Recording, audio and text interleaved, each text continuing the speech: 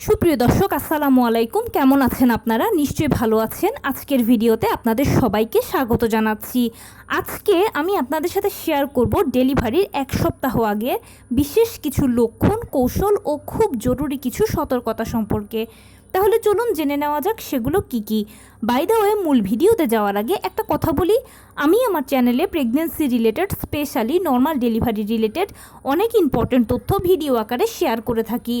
এই তথ্যগুলো আমার পার্সোনাল এক্সপেরিয়েন্স ও আমার ডক্টরের সাজেশন থেকে নেওয়া। তাই আমার চ্যানেলটিকে যদি একবার আপনারা ভিজিট করেন, তাহলে আপনারা আপনাদের প্রশ্নাতীত মনের অনেক প্রশ্নের উত্তর পেয়ে যেতে পারেন। আমন্ত্রণ জানাবো আমার চ্যানেলটিকে একবার ভিজিট করে দেখার জন্য। এবারে চলুন মূল আলোচনায় যাওয়া যাক।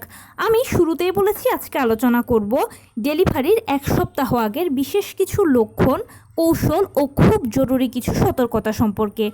দেখুন, দীর্ঘ 9 মাস আপনি যখন প্রেগনেন্সি লড়াইটা লড়েন, তখন ডেলিভারির একেবারে শেষ পর্যায়ে পৌঁছে গেলে এমন কিছু অজানা ভুল আপনি করেন বা আমরা করে থাকি, যে ভুলের কারণে অনেক সময় আমাদেরকে কিন্তু খেসারত দিতে হয় বা মাসুল গুনতে হয়, বাচ্চাকে হারাতে হয়।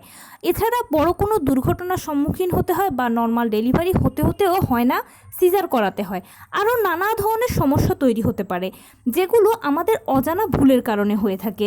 আজকে সেগুলোই আপনাদেরকে সতর্কতা বলবো। প্রথমেই বলি লক্ষণ সম্পর্কে।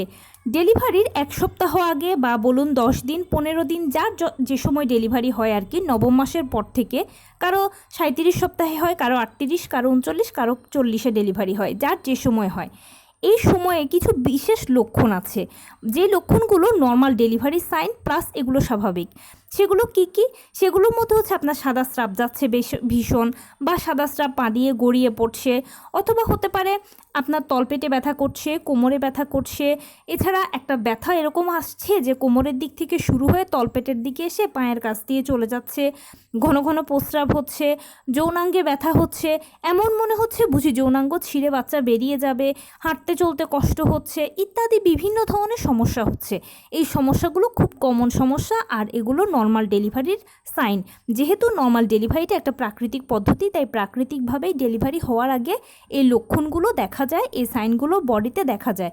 আর এই লক্ষণগুলো দেখতে দেখতেই একটা পর্যায়ে দেখবেন যে আপনার নর্মাল ডেলিভারির প্রক্রিয়া শুরু হয়ে গেছে। কিভাবে বুঝবেন যে আপনার নর্মাল ডেলিভারি প্রক্রিয়া শুরু হয়ে গেছে, সেটা নিয়ে আমার চ্যানেলে একটা ভিডিও আছে। আজ আর বলছি না, চাইলে দেখে নিতে পারেন। ভিডিওটা দীর্ঘ হয়ে যাবে, আমি লিঙ্কটা ডেসক্রিপশন বক্সে দিয়ে রাখবো। এরপরে আসি কিছু সতর্কতা সম্পর্কে। ডেলিভারির এই এক সপ্তাহ আগে বা 10 দিন বা 15 দিন, যার যে সময়, এই সময়টা খুব সেন্সিটিভ একটা সময়। দীর্ঘ 9 মাসটা হচ্ছে খুব গুরুত্বপূর্ণ সময়, আর এই সময়টা খুব মূল্যবান সময়। এই জন্য যে এই সময় মায়েরা অজান্তেই অনেক ভুল কাজ করেন। প্রথম যে ভুলটা হয় সেটা হচ্ছে টেনশান করা। ডেলিভারি নিয়ে আমরা টেনশান করি। টেনশানটা আসলে আমরা করি না, এটা অটোমেটিক চলে আসে। তো এই টেনশান করতে করতে হয় কি, যে প্রেশারটা ওঠানামা করে। আর প্রেশার এই সময় যদি ওঠানামা করে, তাহলে গর্ভের ভেতর কিন্তু বাচ্চা মারা যায় প্রেশারের চাপে। সেই জন্য প্রেশার যেন ওঠানামা না করে, টেনশন ফ্রি কীভাবে নিজেকে রাখা যায় সেই চেষ্টাটা সবসময় করবেন। যে কাজ করলে আপনার ভালো লাগবে, যে কাজ করলে আনন্দ পাবেন, টেনশন কম হবে মনে হয়, সে কাজটাই বেশি বেশি করবেন। যত দূর সম্ভব চিন্তা থেকে দূরে থাকবেন। খারাপ চিন্তাভাবনাগুলো থেকে দূরে থাকলেই দেখবেন টেনশনটা আপনার কম হবে। এই জন্য আপনি যে কাজটা করতে পারেন, বেশি বেশি করে ধর্মীয় কাজ করতে পারেন। আপনি যেই ধর্মের অনুসারী হন না কেন, বেশি বেশি করে উপরওয়ালাকে ডাকবেন। মনে রাখবেন এটা আপনার জন্য একটা সময়, আর এই সময়ের হাত থেকে উপরওয়ালা আপনাকে খুব ভালোভাবে সাহায্য করতে পারবে। সেই জন্য বেশি বেশি করে উপরওয়ালাকে ডাকবেন, আপনি যেই ধর্মের অনুসারী হন না কেন। এতে আপনার চিন্তাও কম হবে, প্লাস ধর্মীয় কাজও হবে, সব দিক থেকে আপনার জন্য ভালো হবে। সেই সাথে অবশ্যই আপনাকে নিয়মিত হাঁটাচলা করতে হবে, টুকটাক কায়িক শ্রম করতে হবে, বাটারফ্লাই স্টাইলে বসে থাকতে হবে, লো কমেট ব্যবহার করতে হবে। সারাদিনে আপনি যা খান নিশ্চিত করতে হবে যে সকল ভিটামিনগুলো ঘুরে ফিরে আপনার বডিতে যাচ্ছে। সেই সাথে 12 থেকে 14 গ্লাস নিয়মিত পানি খাবেন। ডাক্তারের দেওয়া আয়রন, ভিটামিন, ক্যালসিয়াম ওষুধগুলো বেশি বেশি করে খাবেন, এবং ভালো মন্দ যে কোনো সমস্যা হলে ডাক্তারের সাথে শেয়ার করবেন, ডাক্তারের অবজারভেশনে থাকবেন। এটাই হচ্ছে আপনার কাজ। কিন্তু নতুন মায়েরা, বিশেষ করে নতুন মায়েরা যে ভুল কাজটা করেন, বা অনেকেই এই ভুল কাজটা করেন, যেহেতু নর্মাল ডেলিভারি আমরা পছন্দ করি, তাই নর্মাল ডেলিভারি নিয়ে আমাদের জানার খুব আগ্রহ থাকে। সেজন্য বিভিন্ন জনের থেকে আপনারা টিপস টোটকা ইত্যাদি পান, জানেন বুঝেন, কোনো অসুবিধা নেই, জানা ভালো, বোঝা ভালো, আপনার জ্ঞানের পরিধি বৃদ্ধি পাবে। কিন্তু কার থেকে টিপসটা নিচ্ছেন, কার থেকে জানছেন, কার থেকে বুঝছেন, সেটা একটু বুঝে শুনে নেবেন। কেননা কিছু কিছু মানুষ আছে যারা অরিজিনাল কথা বলে, আবার কিছু কিছু মানুষ আছে যারা কথাকে অতিরঞ্জিত করে। যদি অরিজিনাল কথা বলা লোকের সাথে আপনি কথা বলেন তাহলে তো মনে সাহস পেলেন, আর যদি অতিরঞ্জিত কথা বলা লোকের সাথে কথা বলেন তাহলে তো কথাকে সে অতিরঞ্জিত করে এমন পর্যায়ে নিয়ে যাবে যেটা শুনে আপনি যেহেতু নতুন, বিশ্বাস তো অবশ্যই করবেন, শুনে আপনার রাতের ঘুম হারাম হয়ে যাবে। এমনিতে তো আপনি আছেন টেনশনের সাগরে, পৌঁছে যাবেন মহাসাগরে টেনশনের। রাতের ঘুম হারাম, নাওয়া খাওয়া হারাম, নিজের শরীরের অবস্থা তো খারাপ করছেন, সেই সাথে বাচ্চাটার অবস্থাও খারাপ করে দিচ্ছেন। তাই দয়া করে করজোরে অনুরোধ করছি, কার থেকে পরামর্শ নিচ্ছেন বুঝে শুনে নেবেন প্লিজ। অনেকে এ সময় বলবে যে এই কাজ করেন 1 ঘন্টার মধ্যে পেইন এসে যাবে, ওই কাজ করেন আধা ঘন্টার মধ্যে পেইন এসে যাবে, ওই টিপসটা ফলো করেন 10 মিনিটে পেইন এসে বাচ্চা হয়ে যাবে, ইত্যাদি বিভিন্ন ধরনের টিপস টোটকা পেইন আসা সংক্রান্ত অনেকেই আপনাকে দেবে, পাবেন, জানবেন।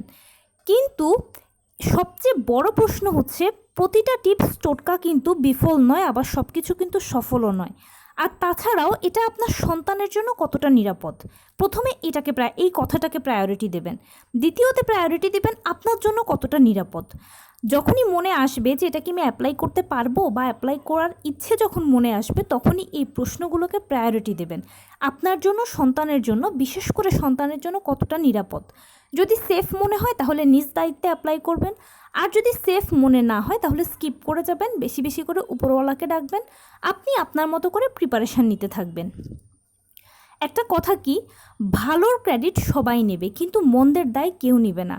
যার কথা শুনে আপনি এই টিপসটা অ্যাপ্লাই করলেন, যদি ভালো হয় সে কিন্তু ক্রেডিটটা নেবে, আর যদি খারাপ হয় তখন কিন্তু আপনি তাকে বলতে পারবেন না যে আপনার কথা শুনে আমার খারাপ হয়েছে। সে আপনাকে স্ট্রেট বলবে যে আপনি আমার কথাটা শুনলেন কেন। যদি কিছু ভুল হয়ে যায় বা যদি কোনো খারাপ কিছু আপনার সাথে ঘটে তখন সেক্ষেত্রে কিন্তু সারা জীবনভর নিজেকে দোষারোপ করা ছাড়া আর কোনো পথ থাকবে না। আয়নায় কখনো নিজেকে নিজে মুখই দেখাতে পারবেন না লজ্জায়। তাই প্লিজ কার থেকে পরামর্শ নিচ্ছেন, কার থেকে টিপস টোটকা নিচ্ছেন, জেনে বুঝে শুনে তারপরে সেটাকে অ্যাপ্লাই করবেন, বা অ্যাপ্লাই করার যখন চিন্তাটা মাথায় আসবে তখন অন্তত 100 বার ভাববেন যে এটা আপনার জন্য কতটা নিরাপদ, বিশেষ করে সন্তানের জন্য এটা কতটা নিরাপদ। যদি সব কিছু ঠিকঠাক মনে হয় তাহলে আপনার সিদ্ধান্ত, আপনি কি করবেন। তবে এই সময় সবচেয়ে বেশি ভালো হচ্ছে বেশি বেশি করে উপরওয়ালাকে ডাকা এবং সেই সাথে নিয়মিত ব্যায়াম করা, খাবার দাবারের ব্যাপারে কেয়ারফুল হওয়া, আর ডাক্তারের সাথে যোগাযোগ করা, এবং শারীরিক, মানসিক, আর্থিক সব ধরনেরই কিন্তু প্রস্তুতি নিয়ে রাখা। দীর্ঘ 9টি মাস আপনি প্রেগনেন্সি যে জার্নিটা লড়েছেন, মানে এই যে পুরো প্রেগনেন্সি জার্নিটা কত ওঠাপড়ার মধ্য দিয়ে আপনি গিয়েছেন, সব লড়াই তো আপনি একাই লড়েছেন। এখন শেষ পর্যায়ে এসে কি আরেকটু ধৈর্য ধরতে পারবেন না বলুন? সন্তানের জন্য না হয় এতটুকু করলেন, তাই প্লিজ বারবার অনুরোধ করছি নিজেকে যেন দোষারোপ না করতে হয়, সেজন্য সবসময় সেফ সিকিওর থাকার চেষ্টা করবেন, যেন কোনো ভুল না হয় সেদিকে সবসময় খেয়াল রাখবেন, এবং প্রতিটা পা ফেলার আগে 100 বার ভাববেন আপনার জন্য কতটা নিরাপদ, সন্তানের জন্য কতটা নিরাপদ। আর একটা কথা হচ্ছে, একজন মা হিসেবে আপনার সবসময় এটাই কামনা, বাসনা, চাহিদা, প্রার্থনা হওয়া উচিত যে আপনার সন্তান যেন সুস্থ সবলভাবে আপনার কোলে আসে, ডেলিভারিটা যেন সুন্দরভাবে হয়। সেটা কি নর্মালে হলো না সিজারে হলো সেটা বড় কথা নয়। নর্মাল ডেলিভারি মানেই হচ্ছে একদম ক্রেডিট, আর সিজার মানেই যে ডিসক্রেডিট, এটা কিন্তু কিছু নয়। আমাদের সমাজের কিছু খারাপ মানসিকতার মানুষ আছে যারা এই জিনিসটাকে ক্রেডিট আর ডিসক্রেডিটের পর্যায়ে নিয়ে গেছে, কিন্তু অথচ সন্তান জন্মদানের জাস্ট দুটো পদ্ধতি হচ্ছে নর্মাল ডেলিভারি বা সিজার। নর্মালি 90% ডেলিভারি নর্মালে হয়, আর যখন কোনো একটা ইনসিডেন্ট তৈরি হয় বা কোনো একটা জটিল পরিস্থিতি তৈরি হয় তখন সেক্ষেত্রে হয়তো সিজারের প্রয়োজন হয়। দ্যাটস এতটুকুই। সেজন্য নর্মাল ডেলিভারি হলো না সিজার হলো সেটা বড় কথা নয়, সেটাকে কখনোই মাথায় রাখবেন না। সব সময় এটাই নিজেকে বোঝাবেন যে আপনার ডেলিভারিটা যেন সুস্থ সুন্দরভাবে হয়, আপনি ও বাচ্চা উভয়ের যেন ভালো থাকেন। কেননা মা ও বাচ্চা একজন আরেকজনের জন্য পরিপূরক। বাচ্চাটা যদি কোনো কিছু হয় তাহলে কিন্তু মায়ের একদণ্ডও শান্তি লাগবে না, আবার মায়ের যদি কোনো কিছু হয় তাহলে বাচ্চাটা ভালো টেক কেয়ার পাবে না। তাই ডেলিভারিটা যেন সুস্থ সুন্দরভাবে হয়, আপনার বাচ্চা যেন আপনার কোলে সুস্থভাবে আসে, সুন্দরভাবে আসে, আপনারা যেন উভয় ভালো থাকেন, এটাই সবসময় আপনার কামনা বাসনা চাহিদা হওয়া উচিত। এই প্রার্থনাই সবসময় করবেন।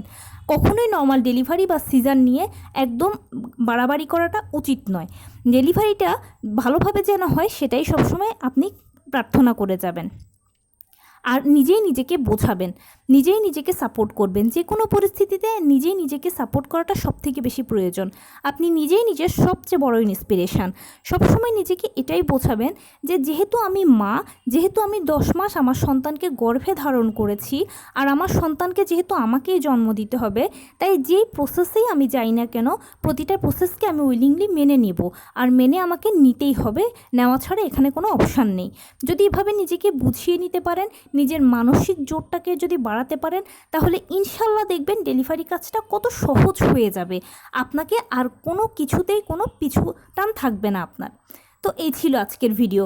কেমন লাগলো বলুন? যদি ভালো লেগে থাকে ও হেল্পফুল হয়ে থাকে তাহলে প্লিজ লাইক কমেন্ট শেয়ার করতে একদম ভুলবেন না। আর সেই সাথে আমার চ্যানেলটিকে সাবস্ক্রাইব করার বিনীত অনুরোধ রইল। পাশে থাকা বেল আইকনটি ক্লিক করে দেবেন যেন আমি ভিডিও আপলোড করার সাথে সাথে আপনারা নোটিফিকেশান পেয়ে যান। যদি কোনো প্রশ্ন থাকে কমেন্টসে জানাবেন, আমি রিপ্লাই দেব। প্লাস যদি কোনো পরামর্শ থাকে যে কোন বিষয়ের উপরে ভিডিও বানালে আপনারা উপকৃত হবেন সেটাও জানাবেন। আমি আপনাদের পছন্দের সর্বোচ্চ প্রায়োরিটি দেব। ভালো থাকবেন, সুস্থ থাকবেন। আসসালামু আলাইকুম।